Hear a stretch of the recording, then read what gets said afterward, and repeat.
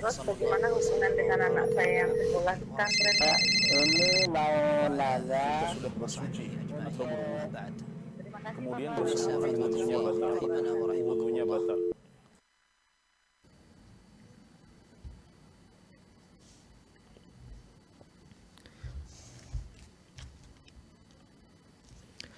Bismillahirrahmanirrahim. Assalamualaikum warahmatullahi wabarakatuh. Alhamdulillah wassalatu wassalamu ala rasulillah wa ala alihi wa sahbihi wa man walah. Allahumma salli wa sallim ala nabiyyina Muhammadin wa ala alihi wa sahbihi ajma'in, amma ba'd. Pemirsa Fatwa TV, penyimak dan pendengar dimanapun Anda semuanya berada, senang sekali malam hari ini kita memuji Allah Subhanahu wa Ta'ala karena Allah kembali pertemukan kita dalam program live interaktif kali ini, Konsultasi Islam, yang diampu oleh guru kita Ustadz Dr. Musyafa Adarini MA Hafizahullah Ta'ala, yang merupakan salah seorang dosen atau tenaga pengajar di kampus SD Imam Syafi'i Jember. Allahumma salli wa sallim ala nabiyyina Muhammad wa ala ali Muhammad kama shallaita ala Ibrahim innaka Hamidum Majid. Dan malam hari ini seperti biasa kita akan undang Anda untuk bisa berpartisipasi. Kita berikan ruang dan juga waktu untuk bisa bertanya secara langsung kepada Ustadz. Caranya mudah, Anda silakan bisa persiapkan pertanyaan terlebih dahulu. Kemudian Anda bisa sampaikan di jalur telepon kami 0331544687, atau bisa mengetikkan pertanyaan Anda melalui jalur yang sudah kami sediakan, yakni di www.dewanfatwa.com atau diakses di media sosial kami ya. Dan sudah hadir bersama kami di studio Fatwa TV Jember ada Ustadz Dr. Musyafa Adarini. Kita sapa beliau terlebih dahulu. Assalamualaikum Ustadz. Waalaikumsalam. Masya Allah. Gimana kabar Ustadz? Alhamdulillah. Alhamdulillah. Sudah aktif kembali perkuliahan Ustadz ya? Belum Ustadz ya? Tapi Belum, sudah masuk masih- masa-masa perkenalan kampus Iya, Ustadz ya? masa-masa perkenalan kampus. Alhamdulillah. Masya Insya Allah. Allah mulai ngajar pertengahan September insya Allah. Pertengahan September mengajar. Nah Ustaz, barakallahu fikum Ustaz. Waalaikumsalam. Taib ya. Malam hari ini kita juga turut menyapa rekan-rekan media selain Anda, pemirsa yang menyaksikan malam hari ini melalui layar kaca Anda. Kita juga sapa beberapa rekan media yang juga turut merilai program kami dalam Relay Radio Asosiasi Radio Televisi Islam Indonesia, di antaranya adalah Radio MDFM Probolinggo, kemudian Radio Binbas Yogyakarta, Radio Sahabat Tegal, kemudian Radio Hang FM Batam, Radio Amuba Pangkal Pinang, kemudian Radio Soga FM Sumatera Barat, Gema FM Bontang, juga turut merilai Al Hikmah Banyuwangi, Tuah FM Riau, dan juga Mas FM Seragen. Sebelum kita bacakan pertanyaan-pertanyaan sudah masuk di meja redaksi, kita akan perkenankan dan persilahkan Ustadz untuk menyampaikan satu materi pembukaan. Tafadhol Ustadz. Bismillahirrahmanirrahim. Alhamdulillahirabbil alamin. Wassalatu wassalamu ala asyrafil anbiya'i wa sayyidil mursalin wa ala alihi wa sahbihi wa man tabi'ahum bi ihsanin ila yaumiddin. Para jamaah sekalian, kaum muslimin dan kaum muslimat rahimana wa rahimakumullah. Ada satu prinsip dalam kehidupan yang disebutkan oleh Al-Quran di surat Fatir ayat 43. Allah Subhanahu wa taala berfirman, "Wala yahiqul makrus sayyi'u illa bi ahli."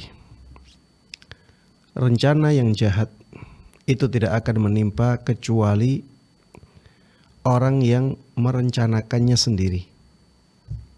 Rencana yang jahat tidak akan menimpa kecuali kepada orang yang merencanakannya sendiri. Jamaah sekalian rahimana rahimakumullah, firman Allah Subhanahu wa taala ini memberikan kepada kita pelajaran yang sangat berharga. Pelajaran yang pertama adalah bahwa orang jangan sampai khawatir dengan makar-makar atau rencana-rencana jahat yang dilakukan oleh orang lain terhadap dia. Karena Allah katakan bahwa rencana yang jahat tidak akan menimpa kecuali kepada orang yang merencanakannya sendiri. Yang kedua, jamaah sekalian rahimana rahimakumullah, bahwa orang yang merencanakan rencana yang jahat dia akan mendapatkan efek buruk dari rencana jahatnya. Rencana jahat tersebut akan kembali kepada dia sendiri. Ayat-ayat seperti ini banyak disebutkan oleh Allah Subhanahu wa taala di dalam Al-Qur'an. Misalnya di dalam ayat yang lain Allah Subhanahu wa taala berfirman, "Ya ayyuhan nas, innama baghyukum ala anfusikum." Wahai manusia, sesungguhnya kejahatan itu akan menimpa diri kalian sendiri. Maksudnya efek buruk dari kejahatan kalian itu akan kembali kepada diri kalian sendiri. Di dalam ayat yang lain Allah Subhanahu wa taala berfirman, "Faman nakath fa innama yankuthu ala nafsihi."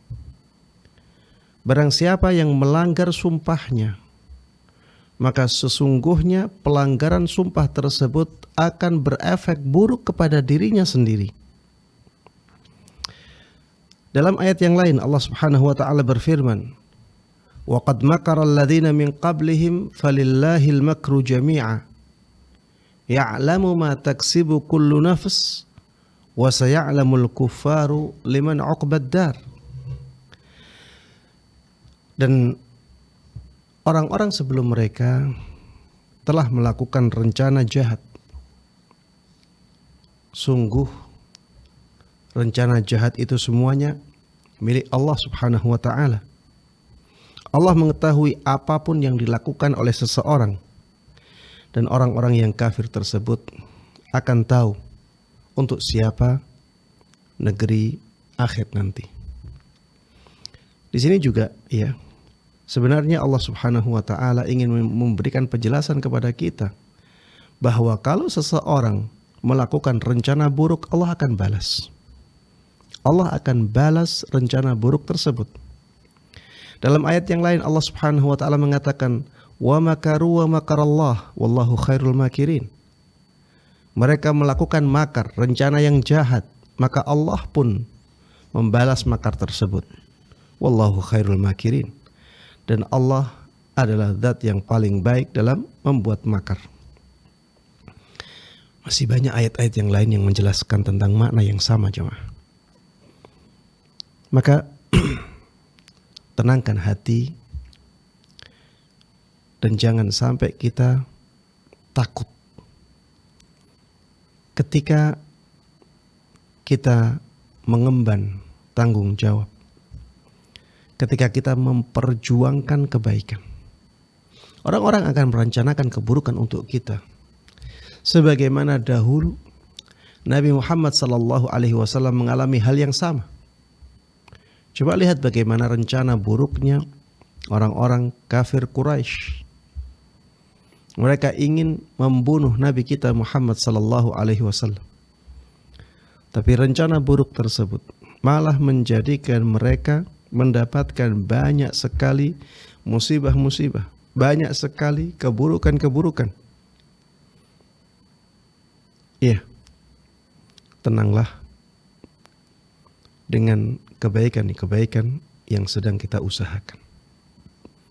Tenanglah dengan perjuangan-perjuangan yang sedang kita lakukan. Orang-orang akan membuat makar, akan membuat rencana jahat untuk menghentikan perjuangan kita. Tapi Allah Subhanahu wa taala akan membalas makar-makar mereka. Yang penting jamaah, bersabarlah dalam berjuang dalam kebaikan. Dan ingatlah bahwa makar tersebut hanya akan berbalik, hanya akan berakibat buruk kepada mereka yang merencanakannya. Dan banyak contoh yang menjelaskan hal ini. Contoh kejadian nyata. Lihatlah bagaimana saudara-saudaranya Nabi Yusuf ketika merencanakan rencana jahat untuk Nabi Yusuf. Apa yang terjadi? Malah mereka akhirnya sengsara. Dan Nabi Yusuf Nabi Yusuf alaihi salatu wassalam malah dimuliakan oleh Allah Subhanahu wa taala menjadi seorang nabi. Lihatlah orang-orang Yahudi yang mereka merencanakan rencana yang jahat untuk Nabi Isa. Yang terjadi apa setelah itu? Nabi Isa diangkat oleh Allah Subhanahu wa taala. Nabi Isa diangkat oleh Allah Subhanahu wa taala dan rencana jahat orang-orang Yahudi tersebut kembali keburukannya, efek buruknya kepada orang-orang Yahudi yang merencanakan makar atau rencana buruk tersebut. Jemaah sekalian rahimana wa rahimakumullah. Lihatlah ya bagaimana Allah Subhanahu wa taala memperlakukan orang-orang yang melakukan rencana buruk. Allah Subhanahu wa taala balas dengan sesuatu yang berkebalikan dengan apa yang diinginkan oleh orang-orang yang merencanakan keburukan tersebut. Seperti misalnya, sebutkan orang-orang yang melakukan praktek riba. Mereka ingin uangnya banyak dengan rencana buruk, dengan rencana jahat. Mereka ingin memanfaatkan kelemahan orang-orang untuk mendapatkan keuntungan. Apa yang Allah berikan kepada mereka? Allah balas dengan apa perbuatan mereka tersebut? Allah balas dengan hilangnya keberkahan dari harta mereka. Jemaah sekalian rahimana wa rahimakumullah, masih banyak ya contoh-contoh yang lain. Karena kita dibatasi oleh waktu, ya, maka saya cukupkan dengan satu contoh. Yang penting ya kita memahami dengan baik prinsip kehidupan ini.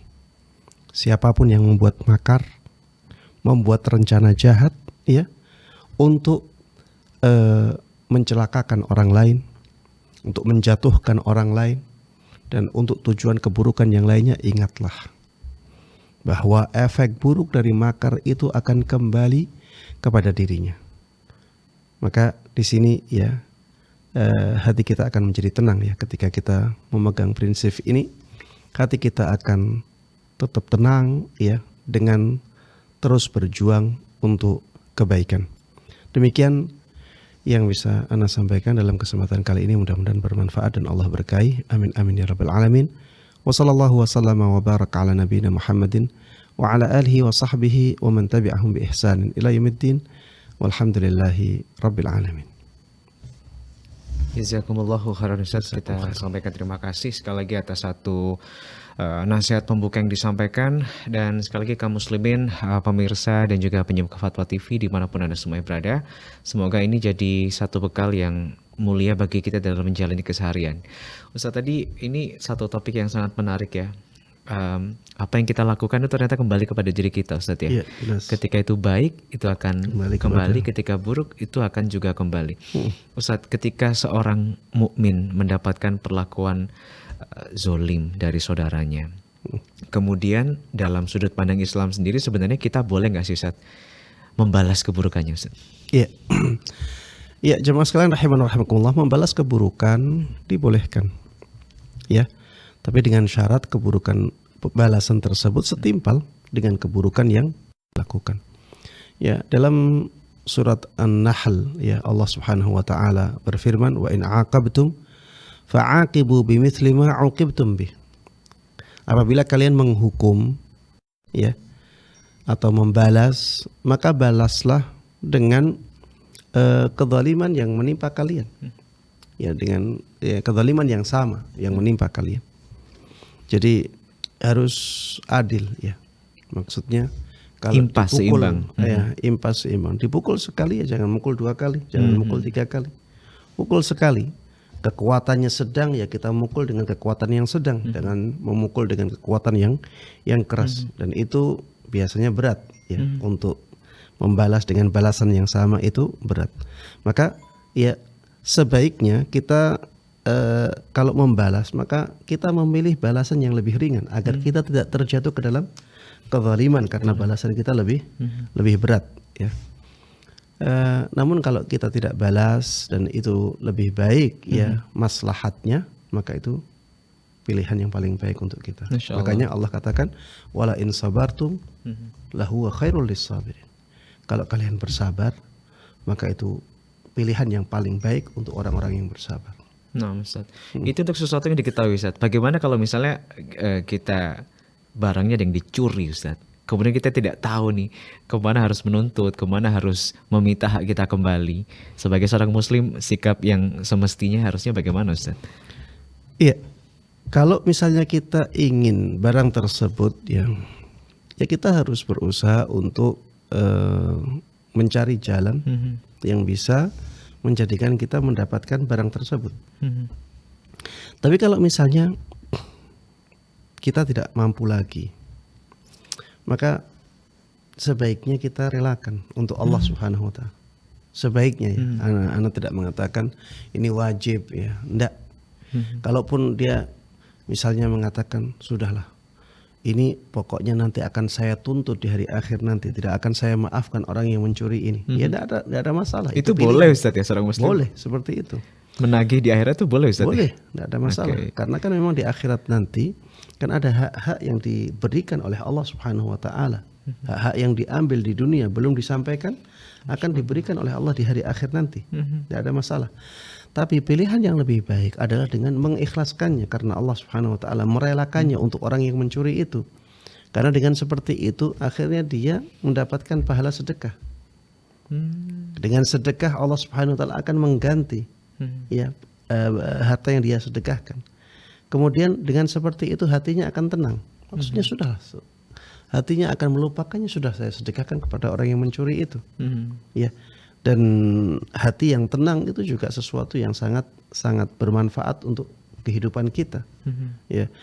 Kemudian kalau misalnya kita dalam keadaan seperti itu, ingatlah bahwa apa yang hilang dari kita, kalau memang itu bukan rezeki kita, ya memang akan terjadi yang seperti itu. Kalau nggak dicuri ya akan hilang dengan cara yang lain. Subhanallah. Sehingga tidak perlu ya kita terlalu bersedih ketika kehilangan sebagian dari nikmat Allah Subhanahu wa taala yang ada pada kita. Ya karena memang harta itu kan datang pergi. Betul, Ustaz. Iya. Cuma titipan, Ustaz. Iya, cuma titipan. Iya. Dan Allah yang berkehendak untuk menentukan kapan nikmat tersebut akan pergi dari kita. Berarti dicuri ini juga termasuk bagian dari dicabutnya sebuah nikmat, Ustaz? Iya, jelas. Jelas. Baik, Ustaz, Masya Allah. Barakallahu. Wafikum barakallah. Ya, pemirsa, ini menarik sebenarnya kalau kita lanjutkan, tapi kita berikan kesempatan saja buat pemirsa Fatwa TV untuk bertanya secara langsung kepada Ustadz. Silakan line telepon kami buka ya, 033154460087. Anda bisa berkonsultasi secara langsung dengan Ustadz Dr. Musyafa Ajarin MA. Dan malam hari ini kita masih dengan tema besar, yakni konsultasi Islam. Silakan kita berikan kesempatan satu penelpon, satu pertanyaan ya. Sebutkan nama Anda, kemudian lokasi, dan persiapkan satu pertanyaan. Dan mohon dipastikan saat Anda menelpon untuk mengecilkan volume radio atau televisi Anda agar suara yang kita dapatkan di sini kita terima dengan jelas dan tidak feedback ya. Silakan. Oke, terputus. Baik, kita akan bacakan pertanyaan dulu Ustadz sambil menantikan penelpon. Dari saudara Revi Ustadz di Depok, Jawa Barat. Assalamualaikum warahmatullahi wabarakatuh Ustadz. Ustadz, ketika itu saya pernah menyetir mobil di jalan tol dengan kondisi yang macet. Saya berencana untuk mampir di tempat istirahat untuk sholat maghrib, namun tempat tersebut tidak bisa diakses karena sudah diperbaiki dan saya sudah lama tidak mengakses jalan tol tersebut. Sehingga saya mencari tempat berhenti, namun waktu sudah menunjukkan beberapa menit lagi waktu sholat isya. Kondisi saya waktu itu saat saya masih ada wudhu dan saya sholat di dalam mobil dalam keadaan duduk dan saya tidak tahu arah kiblat. Bagaimana hukum sholat saya dan apakah saya harus mengganti sholat tersebut Ustaz? Dan bagaimana caranya? Iya, jemaah sekalian rahimakumullah. Apa yang dilakukan oleh penanya ini tindakan yang tidak tepat ya. Tindakan yang tidak tepat. Kenapa? Karena kalau misalnya ya keadaan dia orang yang melakukan perjalanan jauh, maka sebenarnya dia bisa menjamak dua sholat tersebut, maghrib dan isya. Dia bisa mengumpulkan maghrib dan isya di waktu isya, cari rest area yang lainnya. Ini kalau dia sebagai seorang musafir, bepergian jauh ya, dan dia ya boleh menjamaknya. Atau ya mungkin karena ya keadaan dia yang mendesak ya, dan dia butuh menjamak walaupun bukan seorang musafir, dia boleh. Lebih baik dia cari rest area yang lainnya, kemudian dia jamak. Karena menjamak salat itu memang tidak harus berstatus atau tidak harus menjadi seorang musafir. Jadi sebenarnya dia bisa gabungkan antara maghrib dan isya tanpa mengqasar. Ini kalau dia tidak berstatus sebagai seorang musafir dan dia membutuhkan menjamak, tidak ada masalah. Jadi sholat maghrib dan sholat isya di waktu isya, karena dia sangat membutuhkan. Taib. Kenapa saya katakan tidak tepat? Ya, alasannya karena ini sholat wajib. Dan sholat wajib itu selama masih bisa dilakukan di bawah kendaraan, ya, tidak di atas kendaraan, maka harusnya dilakukan di bawah kendaraan. Ya, harusnya dilakukan di bawah, bukan di atas kendaraan. Sehingga ya apakah orang ini wajib mengganti sholatnya? Jawabannya iya. Saya katakan wajib mengganti sholatnya. Ya, bagaimana mengqadanya? Ya sudah, kita niatkan. Ya, misalnya maghrib tadi, ya, yang dilakukan adalah sholat maghrib. Ya, dia mengqadha sholat maghrib. Niatnya mengqadha sholat maghrib yang dilakukan dengan cara seperti itu. Jamaah sekalian rahimanallah, sebenarnya ada solusi ya. Sebenarnya seseorang itu bisa menghentikan mobilnya, kemudian turun sholat di situ. Tapi ini kalau orangnya masih punya wudhu ya. Kalau tidak punya wudhu, ya dia bisa berwudhu dengan air, ya misalnya air mineral yang dia bawa. Ya, sebenarnya ada solusi yang seperti itu. Solusi ini bisa, solusi yang saya sebutkan tadi juga bisa. Mencari rest area yang lain, walaupun keluar waktunya. Karena dia membutuhkan jamak. Dan walaupun dia bukan seorang musafir, jamak bagi orang yang seperti ini dibolehkan ya, karena dia punya kebutuhan untuk menjamak. Ya demikian, wallahu a'lam. Baik Ustaz. Kemudian ketidaktahuan beliau tadi Ustaz, perlukah diganti sholatnya Ustaz? Iya. Perlu Ustaz ya? Saya jawab tadi perlu, harus diganti. Harus sesuai diganti. dengan sholat yang ditinggalkan Ustaz. Jadi misalnya dia meninggalkan sholat maghrib tadi. Iya, dia berarti wajib tetap mengganti 3 sholat rakaat maghrib. ya. 3 rakaat. Dan tidak harus di waktu maghrib. Misalnya dia niatnya tetap niat mengganti Ustaz. Qadha Ustaz. Niat qadha. Niat qadha sholat maghrib. Nah Ustaz ya. Iya. Barakallahu fikum, semoga ini jadi satu ilmu yang bermanfaat sekali buat mungkin mereka yang khususnya tinggal di kota-kota besar yang rawan sekali terkena kemacetan Ustaz ya. Baik, kita sapa penelpon pertama malam hari ini, sudah tersambung ada hamba Allah dari Jakarta Selatan. Assalamualaikum.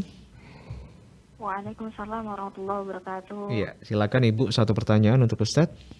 Ya, Ustadz, semoga Allah senantiasa merahmati Ustadz dan Amin. Amin. Wa'iyyakum. mohon pertanyaan ini Ustadz, bagaimana cara menghadapi suami yang tidak mencintai istrinya? Karena kebetulan ini juga membuat si istri menjadi berat gitu Ustadz menjalankan kewajibannya. Kebetulan istri kedua dan dinikahi karena menyenangkan ibunya saja. Bagaimana baiknya ya Ustadz? Mohon nasihat. Ini tadi gimana posisinya istri kedua yang tidak begitu dicintai? Iya betul, karena emang dinikahinya hanya karena untuk menyenangkan ibunya gitu. Oh. Jadi ibunya yang sebenarnya menginginkan suami tersebut menikahi istri kedua.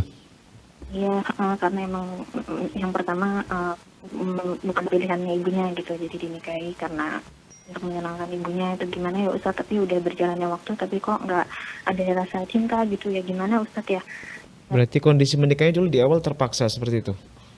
Oh enggak terpaksa Ustadz. Karena kan niatnya memang karena Allah ya, harusnya bisa dijalankan dengan baik. Tapi makin kesini makin ditekankan hanya untuk menyenangkan ibunya. Gimana Ustadz ya?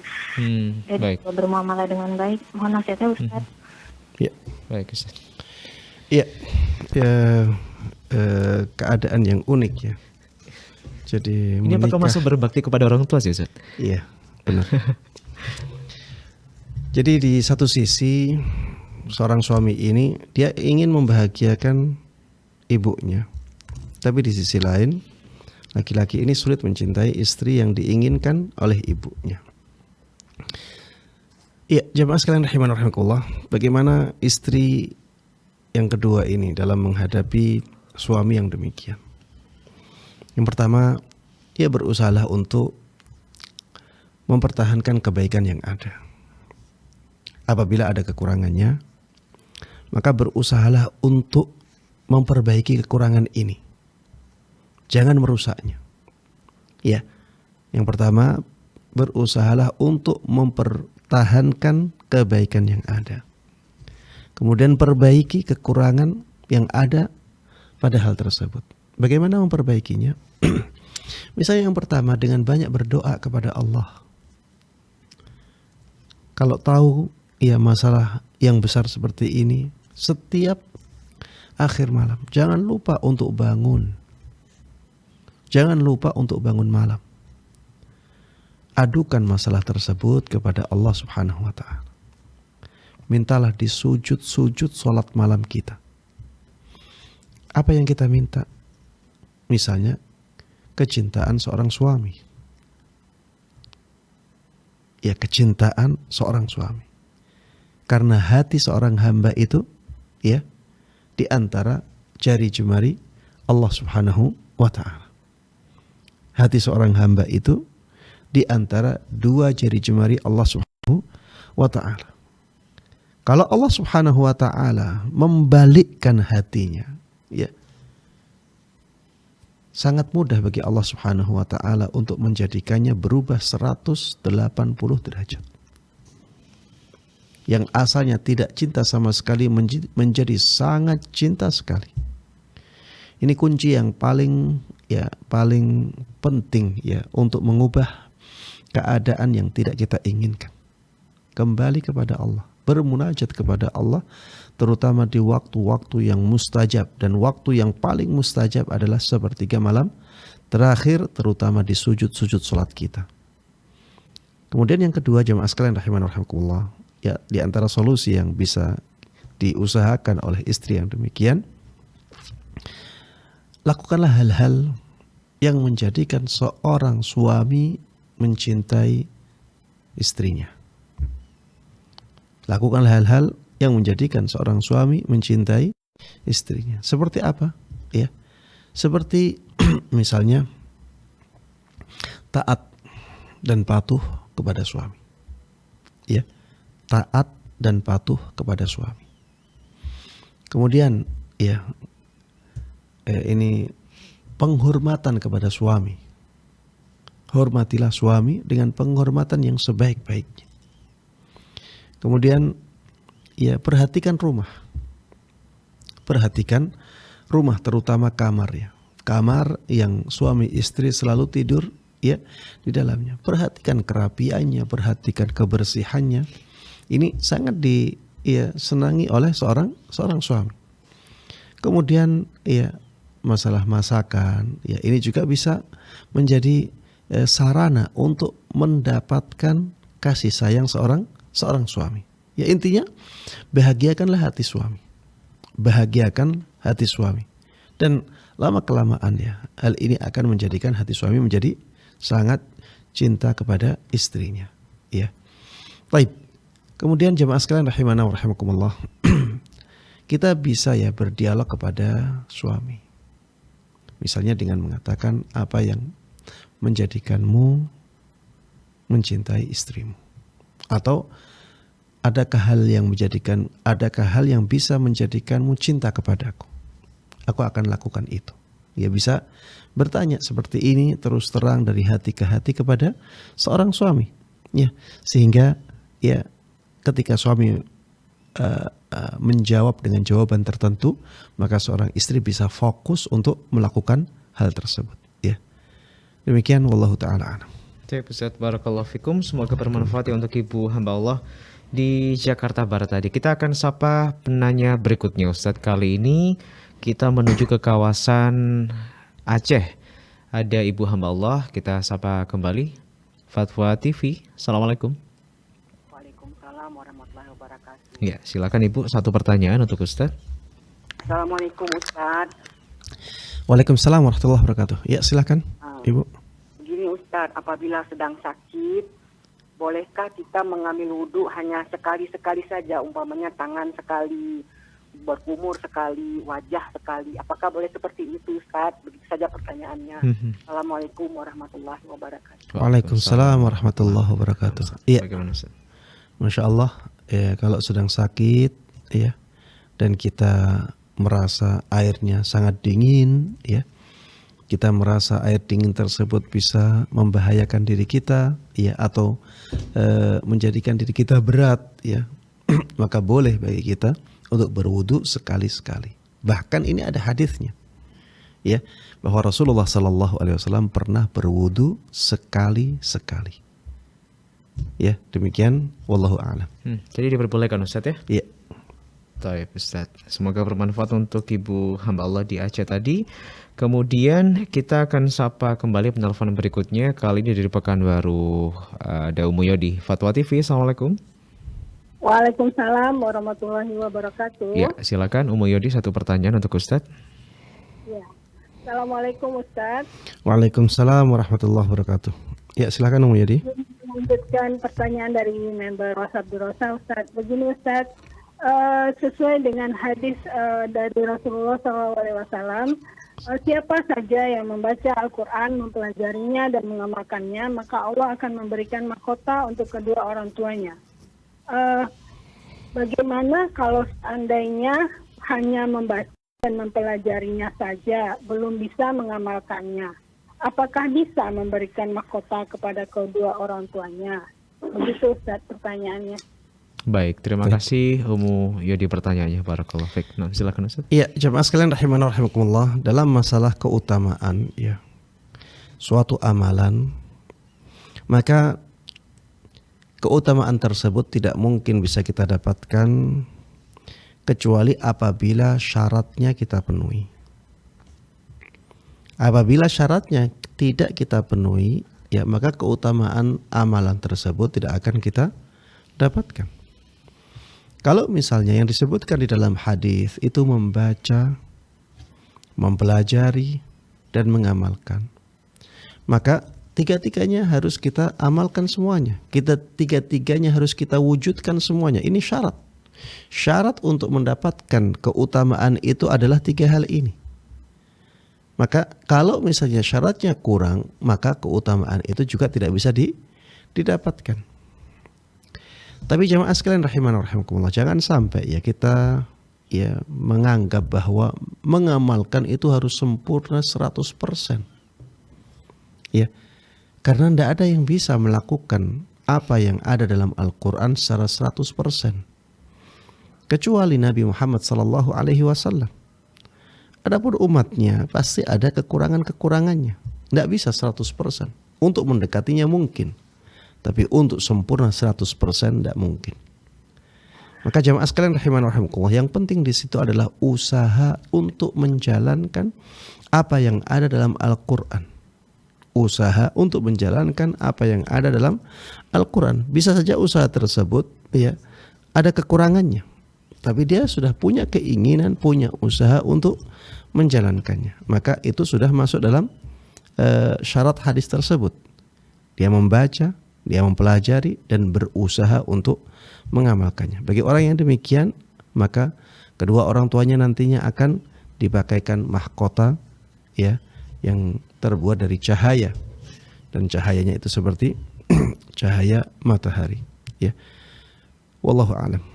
Nah, Ustaz, barakallahu fikum, semoga bermanfaat ya untuk Umu Yodi di Pekanbaru.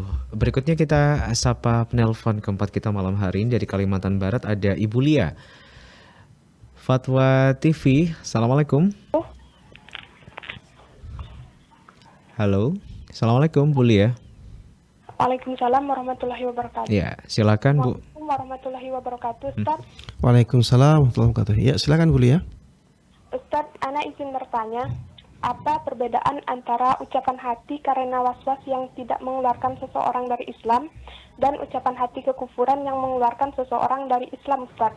Karena anak ada was-was tentang itu, Ustaz, namun lambat laun seperti ada kesengajaan gitu mengucapkan kalimat kekufuran di hati.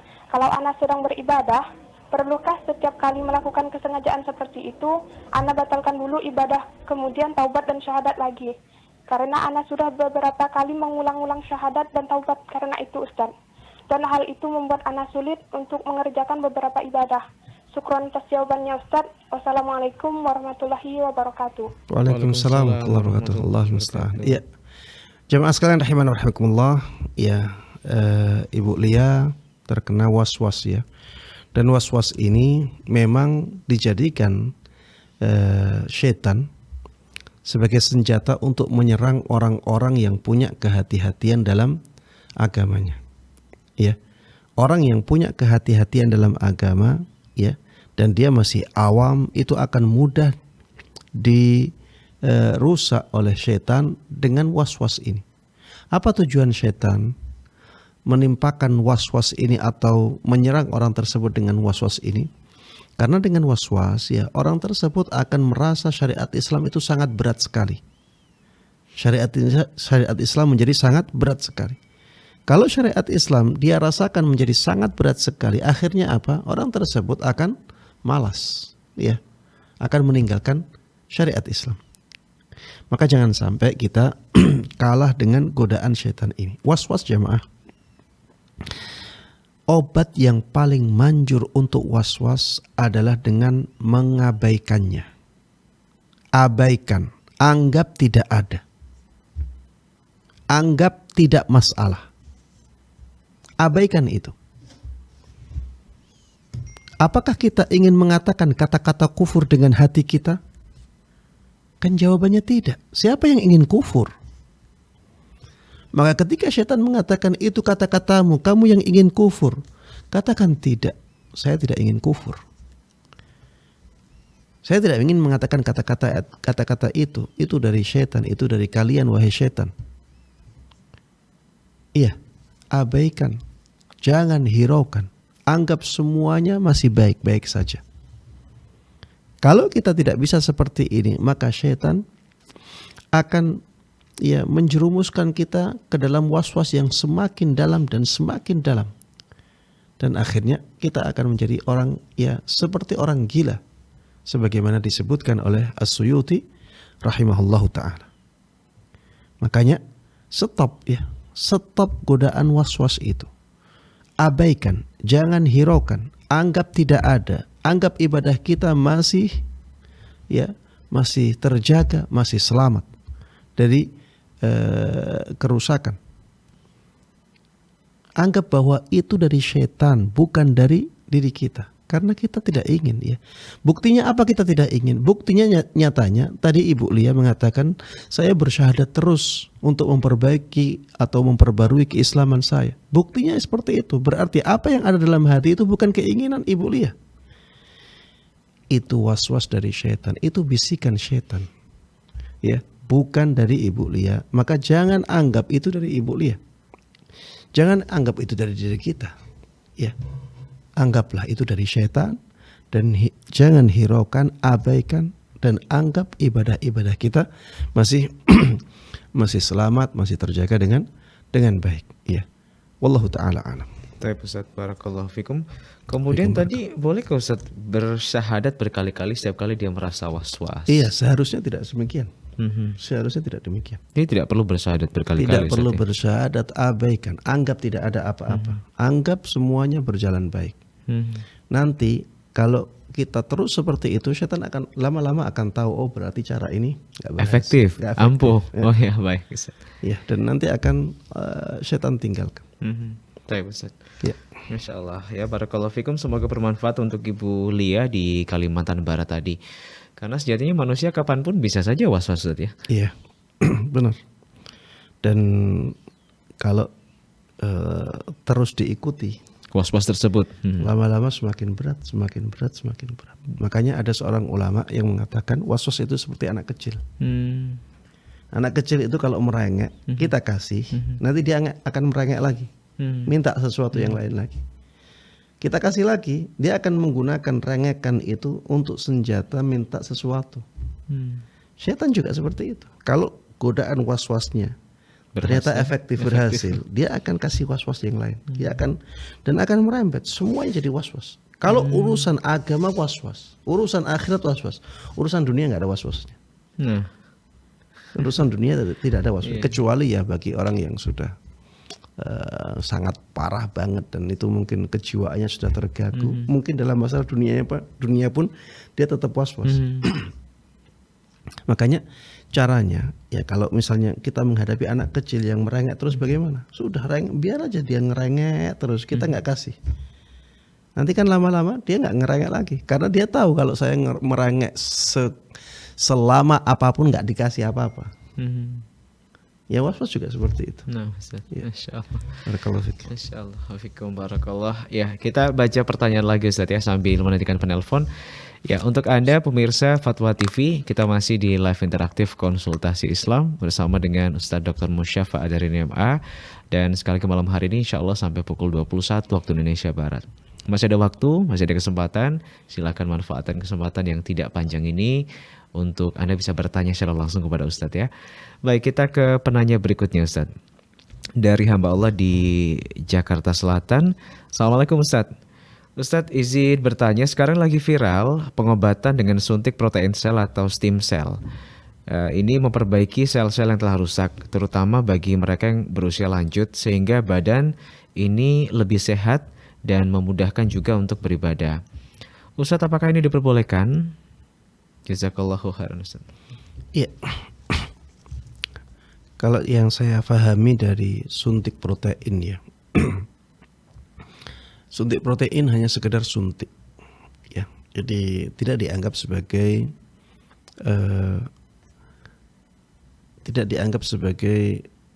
bedah ya atau operasi bedah. Maka wallahu taala alam ya, yang seperti ini dibolehkan. Yang seperti ini dibolehkan. Ini seperti minum obat ya. Seperti minum obat. Obat suplemen itu kan tujuannya juga untuk lebih mensehatkan atau meningkatkan kesehatan kita. Kita sudah sehat, tapi kita makan suplemen. Untuk apa? Untuk meningkatkan kesehatan. Ini juga demikian ya. Orang sudah tua harusnya lemes ya. Harusnya keadaan kesehatannya agak menurun ya. Tapi dia dengan suntik ya, dengan suntik protein sel tersebut, keadaan dia menjadi semakin menjadi lebih sehat lagi. Dan ini hanya suntik ya. Karena Anda melihat yang seperti ini, insya Allah tidak ada masalah sama sekali. Begitu pula misalnya ada orang yang ingin suntik vitamin C ya, agar kulitnya lebih sehat. Ya, Anda melihat yang seperti ini tidak ada masalah karena tidak termasuk operasi bedah. Ya, tidak termasuk dalam tindakan mengubah-ubah ciptaan Allah Subhanahu wa taala. Karena memang itu hanya suntikan ya, seperti minum obat atau minum suplemen. Maka yang seperti ini tidak ada masalah. Yang saya tidak ketahui di sini adalah stem cell. Apa yang dimaksud dengan stem cell ini?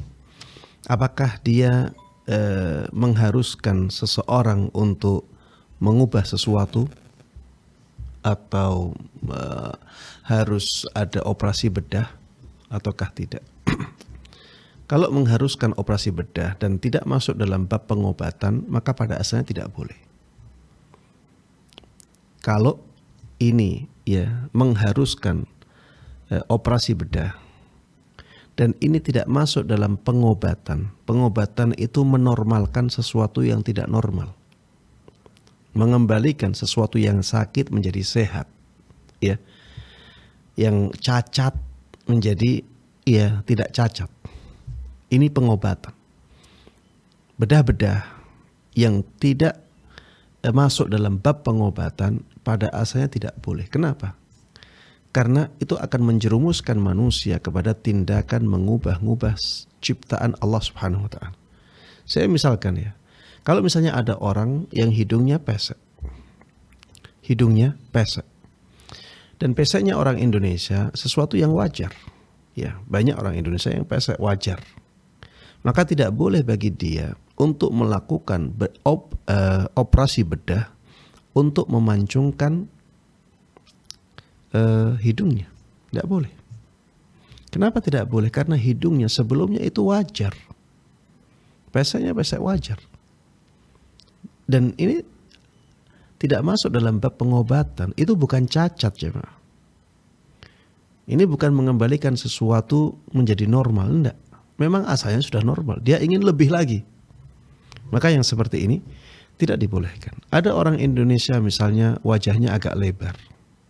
Ya, dia ingin wajahnya menjadi tirus, melakukan operasi. Ya, maka yang seperti ini tidak dibolehkan. Karena sebelumnya sudah normal.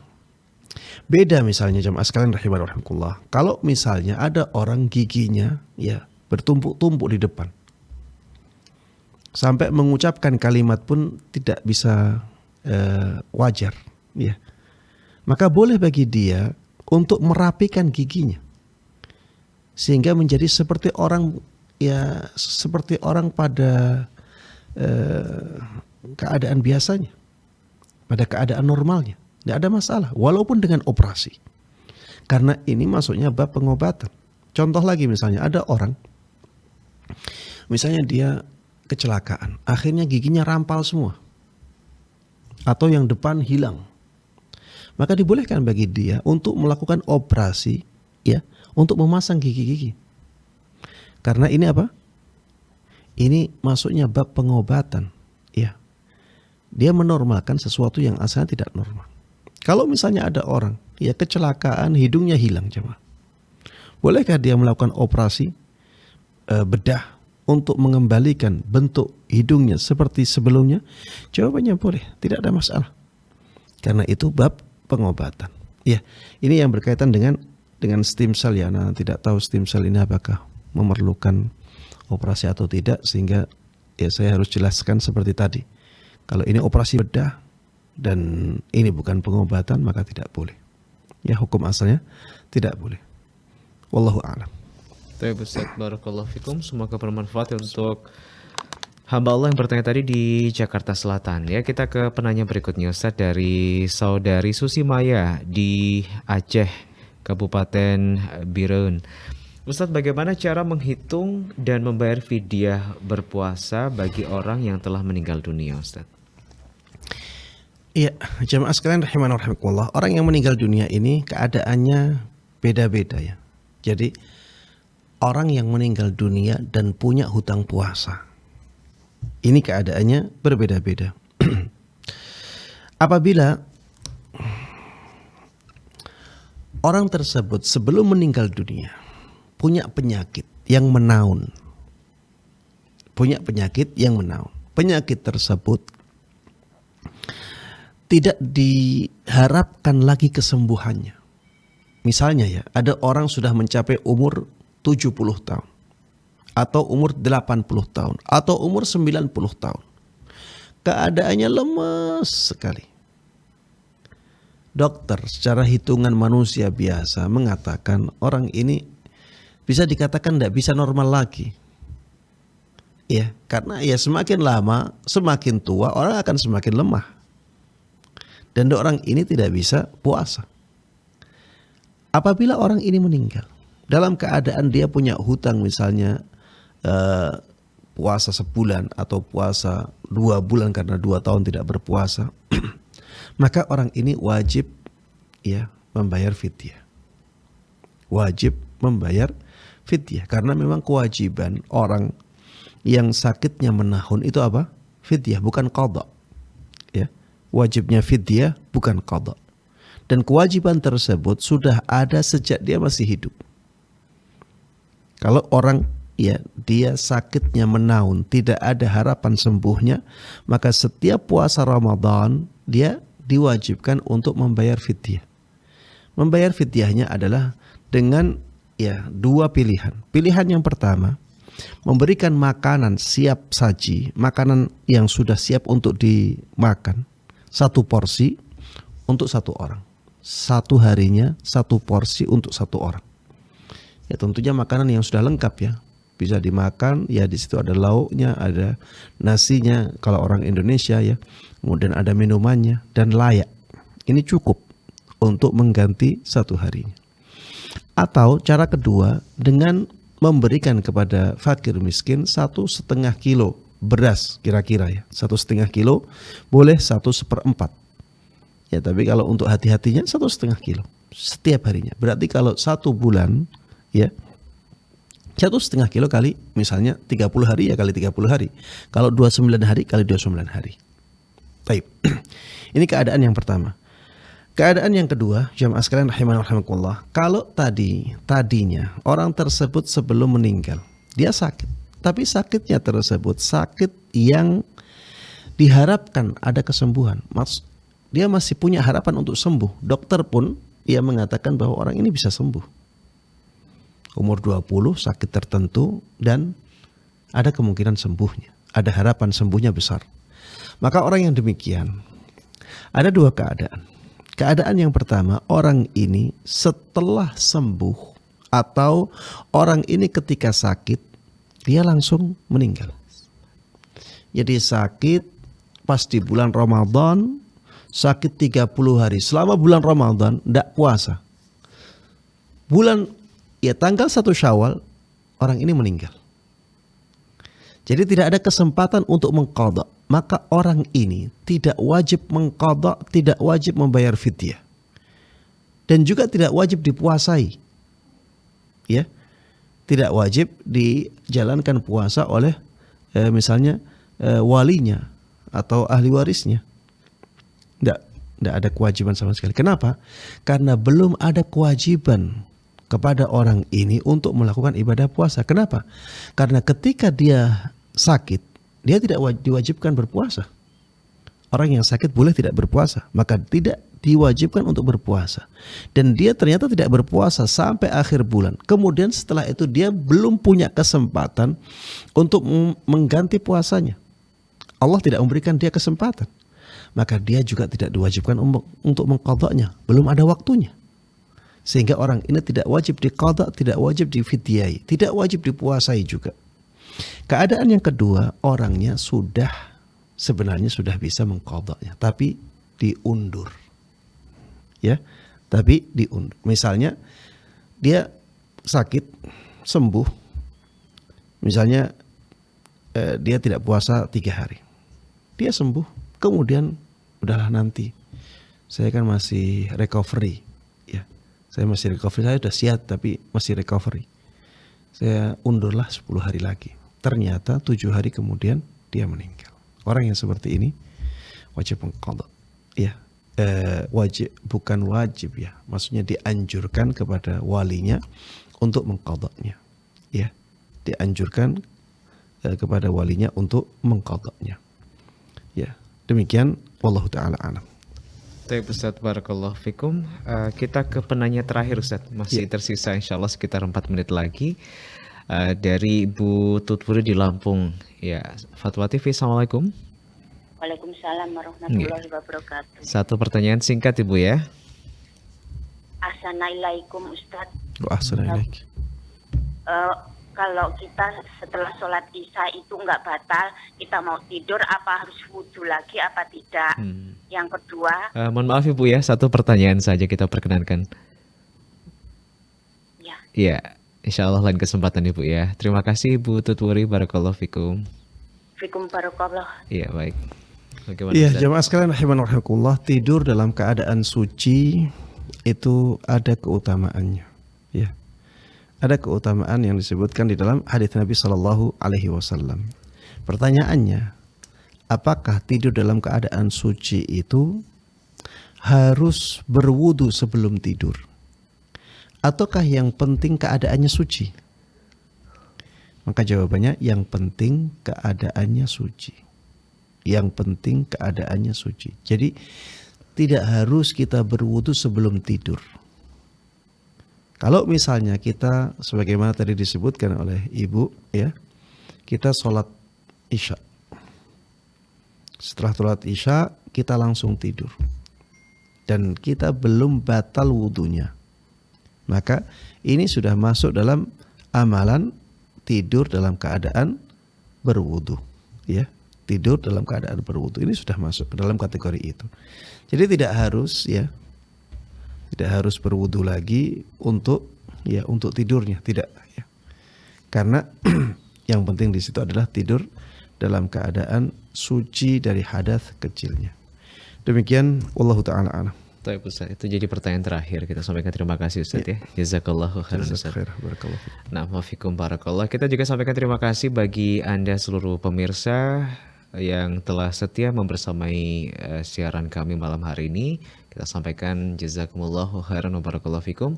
Jangan lupa Anda bisa simak program-program live interaktif kami dari hari Senin sampai dengan hari Jumat di waktu dan jam yang telah dijadwalkan. Informasi insya Allah besok pagi pukul 10 waktu Indonesia Barat akan hadir live interaktif Menjaga Iman yang diampu oleh guru kita Ustadz Dr. Iqbal Gunawan MA Hafizahullah Ta'ala. Insya Allah setiap Selasa pukul 10 waktu Indonesia Barat. Dan pemirsa Anda juga bisa simak dan juga ikuti informasi update dan juga faktual kami melalui website di www.dewanfatwa.com atau di fatwatv.id, ya. Kita juga undang Anda untuk bisa menjadi bagian dari dakwah kami. Silakan Anda bisa berdonasi di nomor rekening yang saat ini tertera di layar kaca Anda. Atas partisipasi sekaligus donasi yang diberikan kami sampaikan terima kasih. Jazakumullahu khairan. Dan kami mewakili seluruh kerabat kerja yang bertugas malam hari ini mohon pamit undur diri, mohon maaf jika ada kekhilafan. Sampai ketemu kembali insyaallah di live interaktif berikutnya. Assalamualaikum warahmatullahi wabarakatuh. Ya Allah. Terus bagaimana hubungan dengan anak saya yang sekolah di pesantren? Ini mau nanya. Jika sudah bersuci atau berwudu, kemudian bersentuhan dengan suami, wudunya batal.